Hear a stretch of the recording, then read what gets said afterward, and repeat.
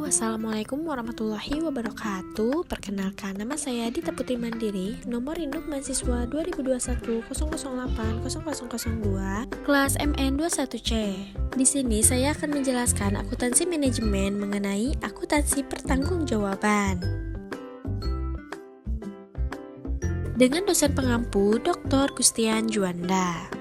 Materi yang pertama yaitu mengenai pengertian akuntansi pertanggungjawaban. Pengertian akuntansi pertanggungjawaban.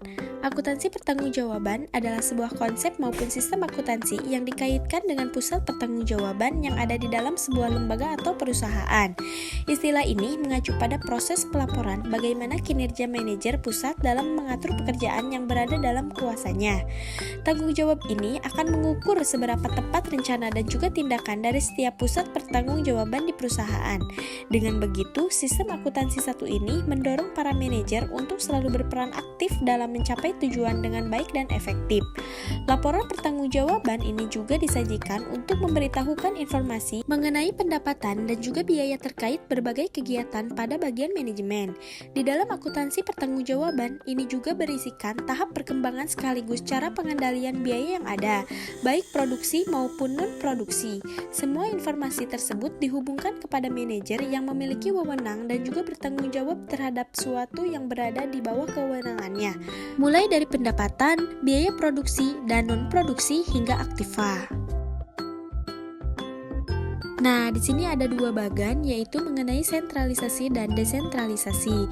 Di mana di sini saya akan menjelaskan perbedaan sentralisasi dan desentralisasi.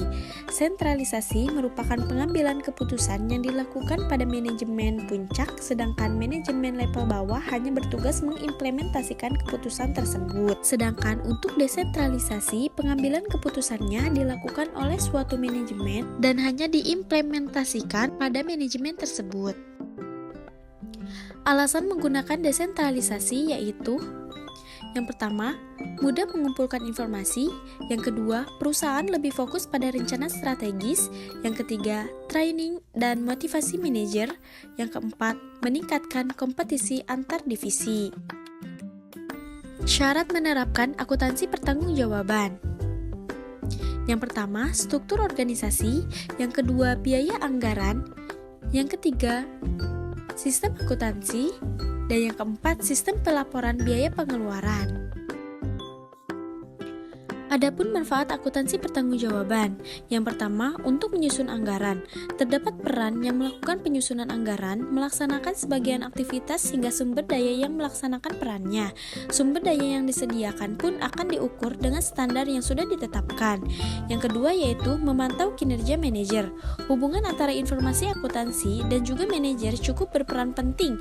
Hal ini dikarenakan kinerja manajer seperti merencanakan anggaran dan tanggung jawab lainnya bisa terpantau secara langsung, sehingga manajer pun bisa melaksanakan dan menggunakan berbagai sumber daya untuk mencapai tujuan yang diinginkan oleh perusahaan.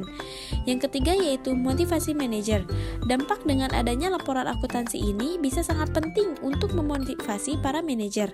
Pasalnya, hal ini akan memungkinkan sebuah usaha mendapatkan penghargaan, sehingga akan mempengaruhi keyakinan manajer bahwa prestasi yang didapatkan merupakan buah dari kerja keras dan pertanggungjawabannya.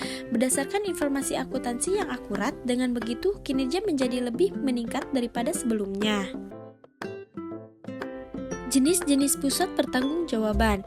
Yang pertama yaitu pusat biaya, yang kedua pusat pendapatan, yang ketiga pusat laba, dan yang terakhir pusat investasi. Untuk pusat biaya, tanggung jawabnya hanya pada biaya. Pengukuran kinerjanya efisiensi, dilihat dari anggaran dan realisasi, dan rasio input dan output. Untuk pusat pendapatan, tanggung jawab hanya pada penjualan, pengukuran kinerjanya penjualan yang ditargetkan. Untuk pusat laba, tanggung jawabnya pada pendapatan dan biaya, pengukuran kinerjanya pada laba yang ditargetkan. Untuk pusat investasi, tanggung jawab pada pendapatan, biaya, dan laba, pengukuran kinerjanya pada return on investment atau ROI, yang kedua residual income atau RI, yang ketiga economic value added atau EVA. Return on investment, rasio uang yang diperoleh atau hilang pada suatu investasi. Adapun rumus ROI sama dengan laba operasional dibagi aset operasional rata-rata. Aset operasional rata-rata sama dengan nilai buku awal plus nilai buku akhir dibagi 2. Manfaat dan kelemahan ROI. Manfaat ROI mendorong manajer untuk fokus pada hubungan antara penjualan biaya dan investasi, mendorong manajer untuk fokus pada efisiensi, mendorong manajer untuk fokus pada efisiensi aset operasional. Adapun kelemahan ROI yaitu mempersempit fokus manajer pada profitabilitas divisi dan melupakan tujuan perusahaan. Yang kedua, hanya fokus pada jangka pendek. Residual income atau laba residu. Residu income adalah selisih antara laba operasional dan jumlah uang minimum yang kembali dari penjualan.